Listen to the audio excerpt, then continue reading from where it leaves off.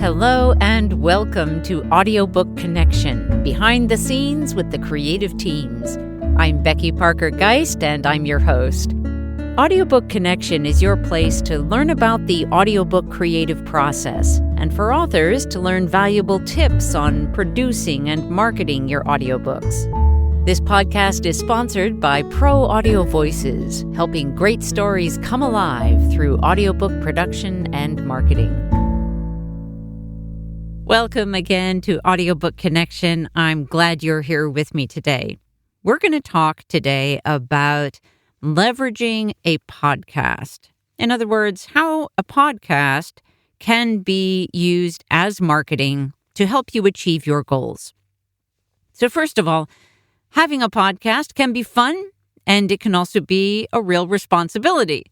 You may be asking, what are some of the ways that I can make a podcast work for me? That's what we're going to focus on and talk about today. To get started, of course, we need to know what your goals are.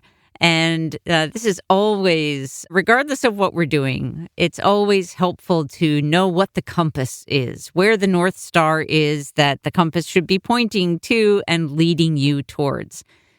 And so it's important to get some clarity around what your goals are. As you're thinking about your goals for a podcast and how a podcast might help you, I will list out for you a few reasons why many people will choose to start a podcast. And they're varied, and some of these may apply to you. Maybe only one applies to you, but you'll want to get clear on which ones and if there are any others that apply to you.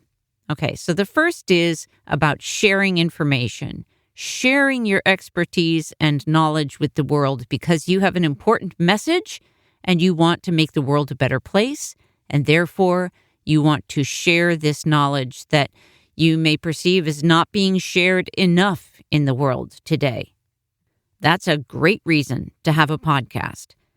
Another might be that it will give you the opportunity to meet and interview other people on the topic of your podcast. So these could be other industry professionals, leaders in the industry, others that you think would have really good insight for your potential audience on your potential topic.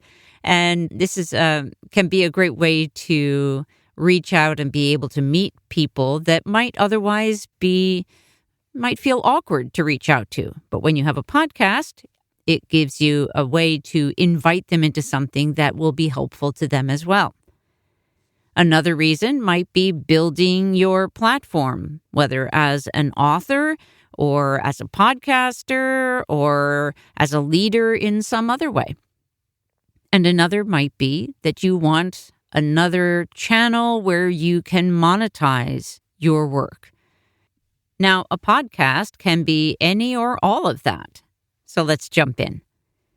First of all, let's look at the goal of sharing your knowledge, your credibility.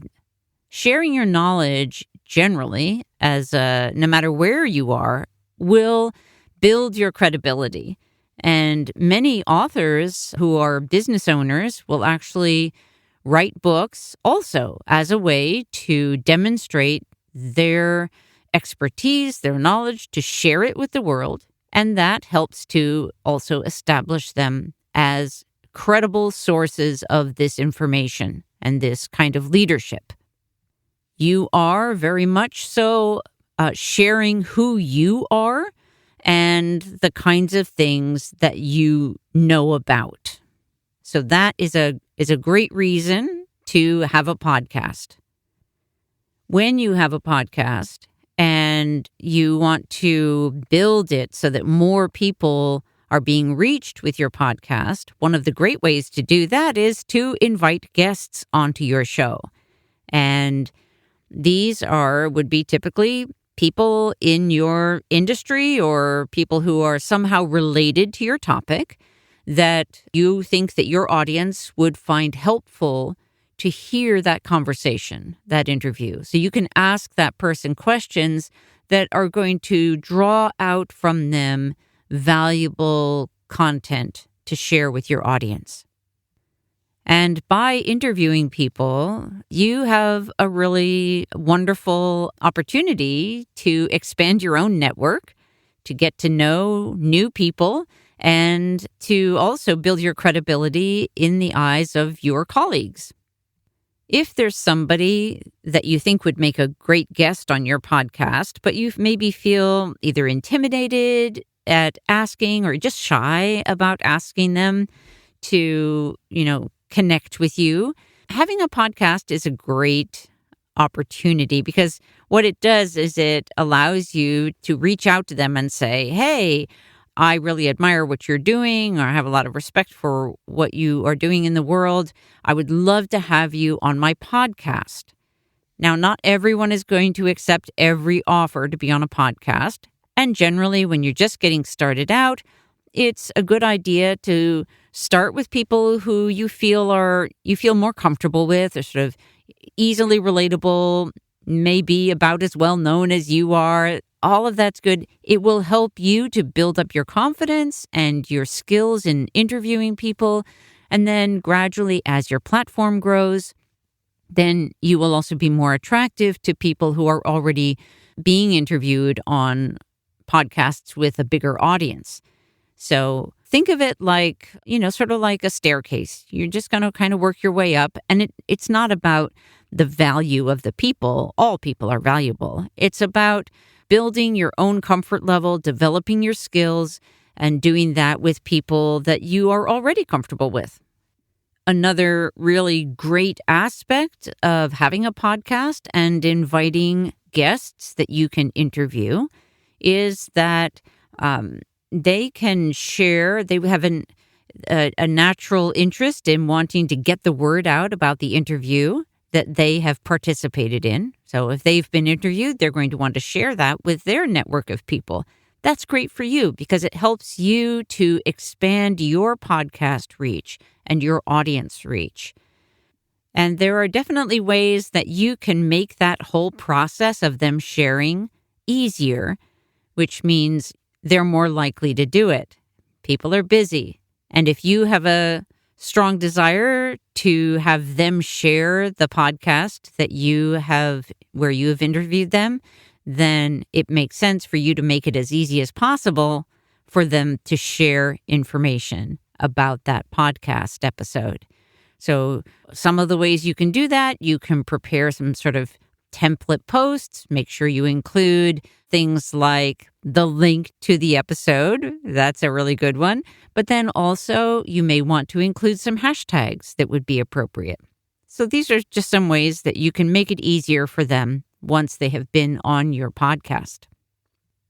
What are some of the other potential benefits? Well, when you start to get to know people, get to meet people, have these conversations, they're the beginning of relationships, right? And relationships are always the beginning of potential partnerships, of potentially working together in other ways. And depending on what your particular work is and the kinds of things that you have to offer and they have to offer, that's going to differ dramatically. But it is the beginning of a relationship. And that's where all business and friendships start, right? Okay, now let's look at the building your author platform or your platform as a podcaster, as an author, as an expert, as a leader in your industry. Having a podcast is a great way to build that platform.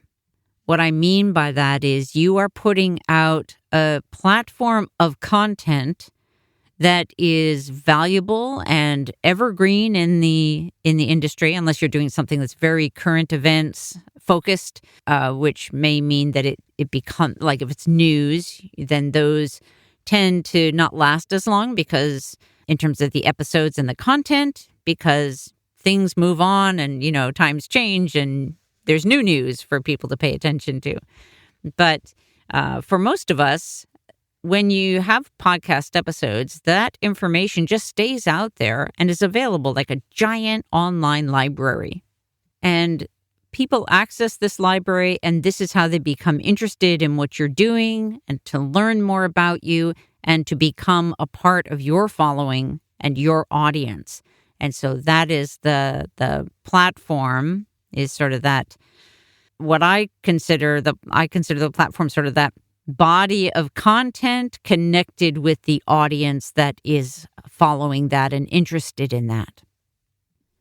And then as you're building your platform, it becomes really leverage for future potentials that you may not have even thought of yet.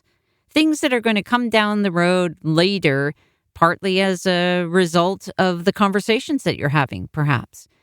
There are so many possibilities and future unknowns that your platform can be laying the foundation for. Okay, let's take a short pause. We're going to come right back and we're going to talk about monetizing your podcast. What are some ways that you can do that? We'll be right back.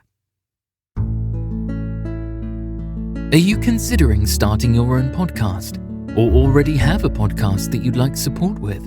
At Pro Audio Voices, we customize every proposal to ensure you get the support you need.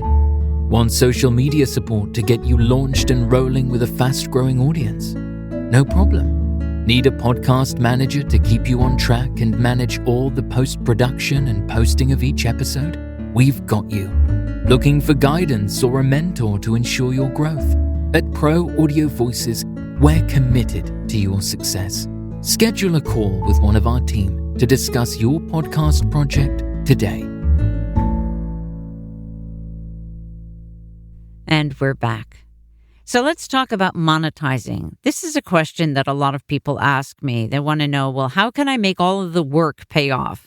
Right? Because as I said at the beginning, having a podcast, it can be fun, and it is also a responsibility because it's important, it's valuable to have some consistency with your podcast. Ideally, you want to set a schedule and stick to it. That's not to say that you can't do random episodes, but people really appreciate the consistency of a show, of a podcast rolling out on a regular schedule. And what you may find is that if you're inconsistent, then it will take a lot longer for you to build that following because people may not subscribe if they don't really know when you're going to do anything. So it makes sense. And the data shows that consistency pays off. So anyway, back to monetizing. So with podcasting, there typically is no cost to the listener to listen to your podcast. And if you're just getting started out and you don't already have a large committed audience that you know is going to pay for a subscription, then I would just say, please don't do it, because I think you'll be shooting yourself in the foot and you won't get any subscribers, and then you'll be discouraged, and then all of that effort is going for nothing. Whereas there are many ways that you can monetize, not trying to just get people to pay for your content up front. And that's what we're going to talk about now. If you're an author, then you should know that between audiobooks and podcasts, there is a crossover audience. Many people enjoy both. And there's also a segment of each of the audiobook audience and that does not listen to podcasts, and a segment of the podcast audience that does not listen to audiobooks. So that's important to be aware of. It's important partly because also when you create a podcast as an author, you are reaching more people because of the podcast. It is a great marketing tool. Okay, let's dive more into the specific ways that you can monetize. Many people think of the ads that you may hear at the beginning, middle, or end of a podcast as the main way to monetize a podcast. And I'm here to tell you that is probably the last way that you should be thinking about monetizing your podcast. Why? Because when you're just starting out, you don't have that many followers.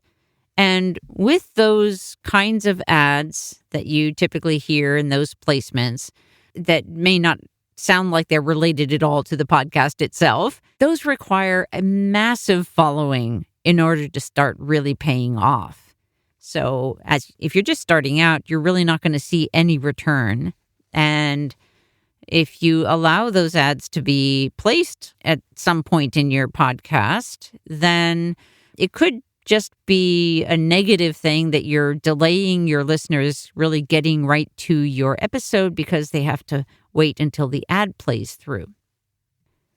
If that ad is not to your benefit, then why allow it, right? And with your podcast media host, you can typically, although not always, opt to allow for ads or not. So as you're just getting started out, I would suggest that you opt out of those ads. How else can you monetize?